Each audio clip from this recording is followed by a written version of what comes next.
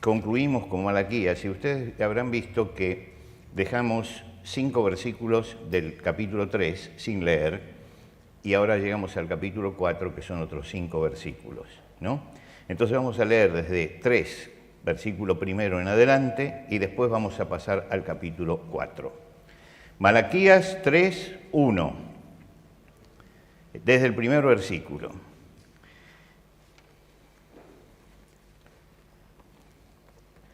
Dice así: He aquí yo envío mi mensajero, el cual preparará el camino delante de mí, y vendrá súbitamente a su templo el Señor, a quien vosotros buscáis, y el ángel del pacto, a quien deseáis vosotros.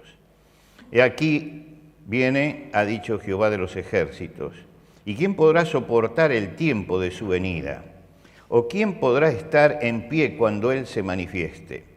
Porque Él es como fuego purificador y como jabón de lavadores, y se sentará para afinar y limpiar la plata, porque limpiará a los hijos de Leví, los afinará como a oro y como a plata, y traerán a Jehová ofrenda en justicia. Y será grata a Jehová la ofrenda de Judá y de Jerusalén, como en los días pasados y como en los años antiguos. Y vendré a vosotros para juicio. Y seré pronto testigo contra los hechiceros y adúlteros, contra los que juran mentira y los que defraudan en su salario al jornalero, a la viuda y al huérfano, y los que hacen injusticia al extranjero, no teniendo temor de mí, dice Jehová de los ejércitos. Y pasamos al capítulo 4, versículo primero. Porque aquí viene el día ardiente como un horno, y todos los soberbios y todos los que hacen maldad serán estopas. Aquel día que vendrá los abrazará, ha dicho Jehová de los ejércitos, y no les dejará ni raíz ni rama. Mas a vosotros los que teméis mi nombre, nacerá el sol de justicia, y en sus alas traerá salvación, y saldréis y saltaréis como becerros de manada. Hollaréis a los malos, los cuales serán ceniza bajo las plantas de vuestros pies en el día en que yo actúe, ha dicho Jehová de los ejércitos.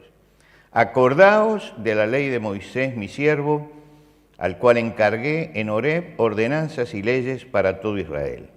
He aquí yo os envío al profeta Elías antes que venga el día de Jehová grande y terrible.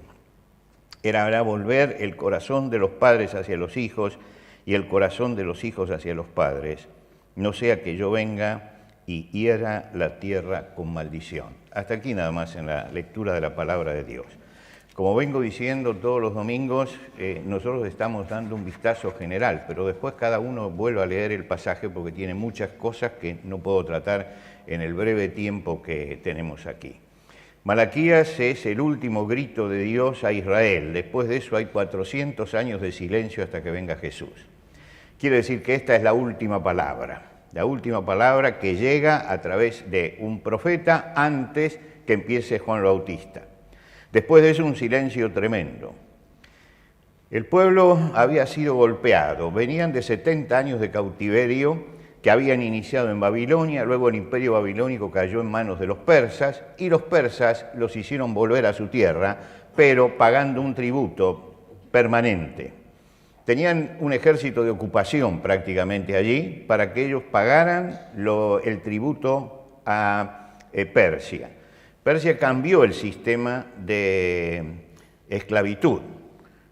Ustedes recuerdan que los egipcios y los babilónicos tomaban a un pueblo y los llevaban todos como esclavos. Los persas dieron vuelta a esto y entonces ellos los hacían ir a su tierra y trabajar para pagarle impuestos a ellos. Por supuesto que eran cargas tremendas las que tenían sobre las espaldas. Reconstruyeron con dificultad los muros de la ciudad, el templo de Jerusalén, y recibieron la bendición de la paz. Pero eso bajó la tensión. Se relajó la vida espiritual. Esto es muy importante tenerlo en cuenta porque muchas veces aparece un relajamiento en la vida espiritual. Nosotros nos medimos la presión, decimos, la tensión, ¿no es cierto? Y sabemos que la tensión no tiene que estar ni desbordada para un lado, ni tampoco baja para el otro.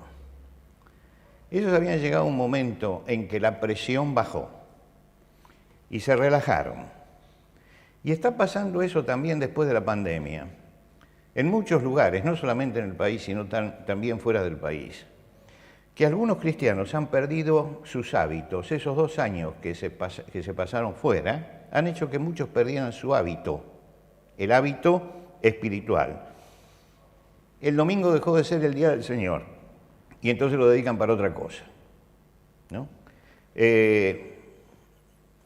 Esto habla de un clima de relajación. No toman en serio la vida espiritual.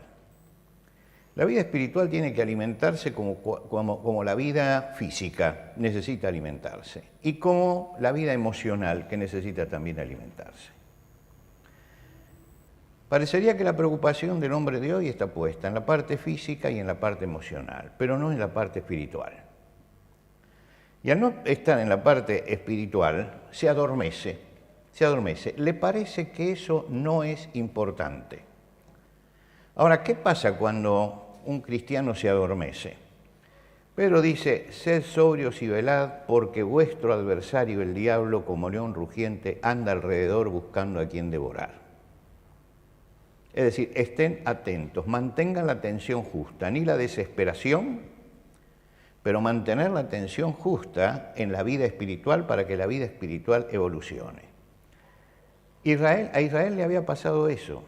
Había perdido la atención espiritual, se había relajado. Y cuando se relajó, la consecuencia directa fue que comenzó la decadencia. Cuando nosotros leímos este último capítulo, las 2 porciones que leímos, para cerrar, Dios le dice, bueno, ¿cómo va a terminar esto? ¿Cómo va a terminar esta relajación del pueblo? Y vendré a vosotros para juicio, y seré pronto testigo contra los hechiceros y adúlteros, contra los que juran mentira y los que defraudan en su salario al jornalero, a la viuda y al huérfano, y los que hacen injusticia al extranjero, no teniendo temor de mí. Ahora Dios le dice, yo voy a venir a juzgarlo. Y yo voy a ser juez y testigo también, porque no necesito otro testigo. Y voy a medir algunas cosas que estoy viendo que son los desvíos de la relajación. En primer lugar, dice, entre ustedes hay hechicería. Increíble, pero habían caído en la hechicería. Era un pecado condenado por la ley de Dios como abominación. Es decir, es la palabra más descalificante del pecado, es abominación a Jehová. Por eso había sido sacados los cananeos de la tierra. Cuando llegó el pueblo de Israel, Dios hizo sacar a los pueblos cananeos de ese lugar. ¿Por qué? Se lo dice, porque ellos habían caído en la hechicería. Y entonces, como esa abominación al Señor, Él hizo limpiar la tierra. Esto aparece en el libro de Deuteronomio. La limpieza de la tierra, porque no se puede practicar la hechicería.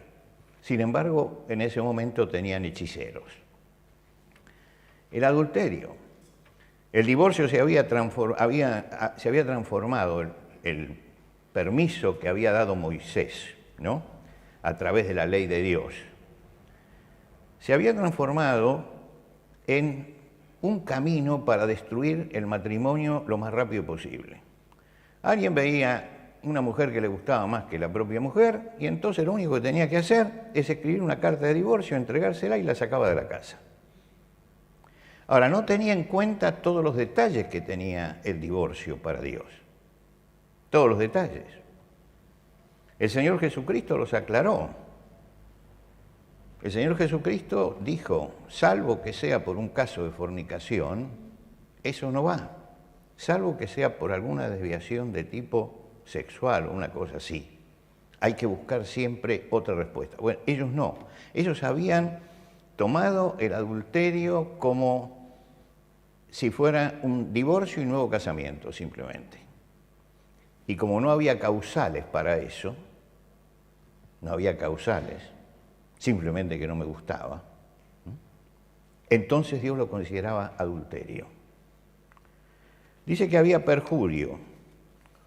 Es decir, que la gente mentía, y mentía abiertamente. Eso de no hablarás contra tu prójimo falso testimonio, ya lo habían quitado de los mandamientos. Defraudación. El jornal lo tenían que pagar en término, y no lo pagaban en término, eso era por ley. Al obrero lo tenían que pagar el jornal que debían, y se lo debían pagar en término. No solamente pagarlo, sino pagarlo en el momento oportuno. ¿Por qué? La ley decía, porque él vive de eso. Y al cortarle eso, al no dárselo en el día que lo está esperando, eso trae consecuencias.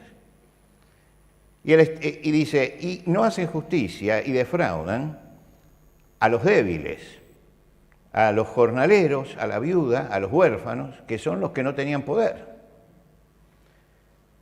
Y al extranjero, que el extranjero no tenía justicia entre ellos, porque nadie tampoco los defendía. Por supuesto que esto hizo que empezaran a ir mal, pero Dios toma nota y dice, estas son las cosas por las cuales yo soy testigo y voy a ser juez, y voy a actuar. Ahora, eso sucedía porque tenían la visión espiritual totalmente oscurecida. Al tener la visión espiritual oscurecida, llegó el relajamiento.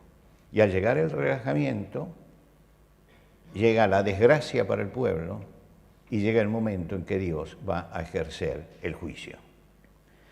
En los últimos capítulos, hemos leído 2 porciones de los últimos capítulos, Dios mira hacia adelante y dice, mire, se está acercando el juicio de Dios, se está acercando. Como todos los profetas anteriores a la primera venida de Cristo, ellos no diferenciaban entre lo que era la primera venida y el juicio, y lo unían todo. Esto es típico de los profetas. El apóstol Pablo va a aclarar eso, y dice, lo que pasa es que hay un misterio escondido, que es la gracia de Dios, que está en el medio, y ellos no lo podían ver. ¿Por qué? Porque eso lo había escondido Dios para ellos. Entonces él comienza a hablar del mensajero que va a venir, de Juan el Bautista que va a venir, del Elías que va a venir, inmediatamente habla del juicio. ¿Por qué? Porque está viendo, no está viendo el bache que hay en el medio, que es el bache de la gracia, cuando Dios abre un paréntesis en la historia para que todos los gentiles, todos los que no somos judíos, podamos llegar a Él. Entonces él dice, va a mandar su mensajero y va a empezar allí un proceso. Y ese proceso va a culminar con un juicio. El Mesías viene, sufre, pero luego juzga. Claro, cuando ellos leían eso en Isaías, por ejemplo, no entendían cómo podía ser que sufriera y después juzgara. Porque parecería que si sufre está en debilidad y si juzga es todopoderoso. Cuando llegamos al Nuevo Testamento esto se aclara. Dice, esto es algo que Dios guardó, que los gentiles iban a entrar también al reino, y entonces Dios buscó la forma de que entendiéramos eso. Los profetas miraban hacia adelante, y es como cuando tenemos 2 montañas, una frente a otra. Nos parecen que es una sola montaña, pero cuando subimos, resulta que hay un valle en el medio. Y ellos no veían ese valle de la gracia. Entonces él habla directamente de la venida del Mesías y habla luego del juicio. Habla de aquello que va a venir al final del tiempo. Ahora, nosotros creemos en un Dios de justicia. Pensamos que si Dios es un Dios de justicia, ¿puede tolerar lo que está pasando? ¿Puede tolerar que se atropellen sus leyes? En la primera venida de Cristo, la gracia y el amor y la misericordia de Dios se manifestaron para todos los hombres. En la segunda venida se manifestará la justicia, el juicio. Quiere decir que la paciencia de Dios tiene un límite. En este momento está deteniendo la ira, porque uno pregunta, ¿cómo puede ser que no pase nada frente a las desviaciones de todo tipo que hay? Bueno, Dios es lento para la ira y grande en misericordia, y por eso sucede eso. Pero Dios no es ajeno a la realidad. Dios está viendo que se atropellan las leyes de Él, está viendo que se menosprecia la palabra de Dios, está viendo que se desvaloriza la vida, y Dios parecería que no dice nada. Pero en el Salmo 50, léanlo en su casa, en el Salmo 50, habla de todos esos males y dice, estas cosas hacías y yo he callado, pensabas de cierto que sería yo como tú. Es decir, pensamos que Dios piensa como los hombres. Bueno, que pase, no hay problema. Y dice, pero no, te reprenderé y las pondré delante de tus ojos. No soy como ustedes, no soy como ustedes. Para mí la justicia es importante. Para ustedes parecería que no es importante la justicia y hacer lo recto y lo correcto, pero para mí es importante. Y el Señor mismo describió los tiempos finales en las parábolas. Por ejemplo, la parábola del trigo y la cizaña, Él describió los tiempos finales. Él dijo, un hombre sembró buena semilla en su campo, a la noche vino el enemigo y sembró cizaña, y cuando crecieron, los que entienden de esto dicen que en el crecimiento es muy difícil diferenciar una cosa de la otra, el dueño les dice, miren, no las separen, dejen que crezcan las dos juntas. Y después, cuando se vea realmente lo que es trigo y lo que es cizaña, se va a separar una cosa de la otra. Y cuando el Señor explica la parábola, dice, enviará el Hijo del Hombre a sus ángeles y recogerán de su reino a todos los que sirven de tropiezo y a todos los que hacen iniquidad y los echarán en el horno de fuego. Por supuesto que está hablando con figuras, nadie puede pensar que simplemente Dios armó un horno para tirar a la gente allí, pero está diciendo que hay un juicio, que es un juicio tremendo, es un juicio tremendo. En este tiempo el trigo y la cizaña conviven y se confunden, y nos confundimos también nosotros muchas veces. Ahora, los hombres de Dios en la Biblia también se confundían. Fíjense ustedes que Job le pregunta a Dios y le dice, ¿por qué viven los impíos y se envejecen y aún crecen en riquezas? ¿Quién no se ha hecho alguna vez esta pregunta? ¿Por qué los impíos progresan como progresan? Quiere decir que Job estaba confundido. Ahora, el profeta Jeremías también tuvo confusión de este tipo. Él pregunta en el capítulo 12, ¿por qué es prosperado el camino de los impíos y tienen bien todos los que se portan deslealmente? ¿Por qué es prosperado el camino de los impíos? Elías, basta ya, oh Jehová, quítame la vida, yo no soy mejor que mis padres. Asaf, en el Salmo 73, tuvo envidia de los arrogantes, viendo la prosperidad de los impíos. Eso es algo que nosotros lo palpamos todos los días, que cuanto más corrupto, más rico. Hay una relación directa entre una cosa y la otra. Lo que quiere decir que uno lo mira y dice, ¿pero por qué? ¿Por qué pasa esto? Y puede llegar a confundirse. ¿Y por qué se confundían todos ellos? Porque no tenían en cuenta el final de las cosas. No tenían en cuenta hacia dónde van las cosas. No tenían en cuenta que finalmente Dios va a juzgar todas las cosas. Y si no hay temor de Dios, no hay respuesta para la vida, ni hay respuesta para la corrupción. Solamente el temor de Dios puede parar estas cosas. Hay que vivir la vida analizando las consecuencias finales de la vida. Cuando uno hace un negocio, no piensa solamente en lo que va a invertir, invierte pensando en lo que quiere obtener, está tratando de ver el final, por eso hace el negocio. El que entra a estudiar o entra a una universidad, ¿para qué lo hace? Porque está mirando su futuro, está mirando el final, está mirando lo que necesita. En la vida no se puede vivir el hoy únicamente. Uno tiene que pensar en la dimensión del tiempo. ¿Hacia dónde vamos? ¿Hacia dónde vamos? Hay que analizar las consecuencias finales de las cosas. No solamente las presentes, sino las consecuencias finales. ¿Podemos creer en Dios y no esperar una justicia final es imposible. Todo lo que el hombre sembrare, eso también segará. En el mundo no hay una visión de causas finales. Se hacen las cosas. Cada vez la visión es más limitada y en la sociedad misma cada vez la visión es más limitada. El hombre ya no piensa su vida a lo largo. Está pensando en qué va a ser dentro de 7 días y hasta ahí llega su visión del futuro. Y lo que nosotros tenemos que tener es una visión larga de la vida y saber hacia dónde vamos. Si no, vamos a caer en aquello de comamos y bebamos que mañana moriremos, que son los que no tienen metas, los que no saben dónde van, los que no les interesa. Un cristiano tiene una visión que va más allá de él mismo. El Señor traerá toda obra a juicio y esto no nos va a paralizar y no nos debe paralizar. No desmayemos frente a lo que pasa a nuestro alrededor, porque va a llegar un momento en que el Señor va a poner orden sobre todas las cosas. Malaquías habla del fin de los impíos. Y él dice, hay un día que es el día del Señor, el día de Jehová. Ese día, dice, es terrible. Es el momento en que Dios juzgará a todos los hombres. Y usa 2 figuras. La figura del fuego.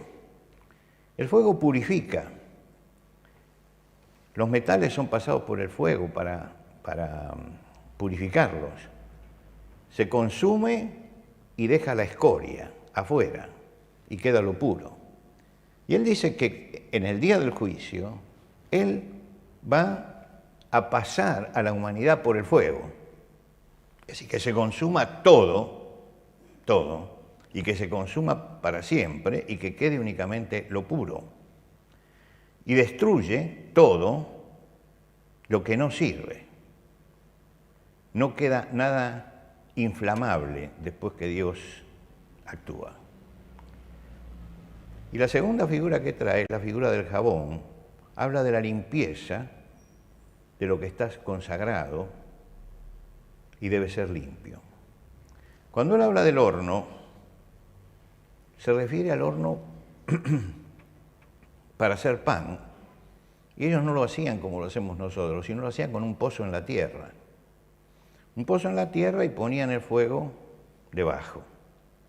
Y se calentaba hasta el rojo blanco, ¿no? Cuando ya llega la máxima temperatura. Dice, allí, así es como yo voy a destruir. Así es como yo voy a tomar justicia sobre la humanidad. Pero trae un mensaje también para nosotros.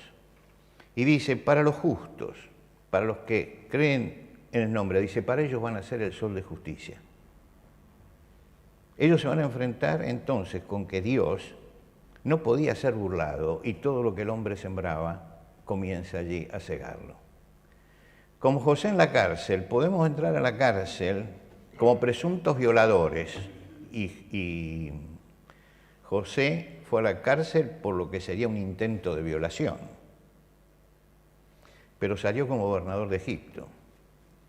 Es decir, salió como tenía que salir realmente, como lo que él era. Y dice, y entonces van a saltar como becerros de la manada. Es decir, saltarán por la alegría de ver que Dios cumplía su palabra. Jesús habla del tiempo del fin. Y él dice, entonces habrá señales en el sol y en la luna y en las estrellas, y en la tierra angustia de la gente, confundidas a causa del bramido del mar y de las olas.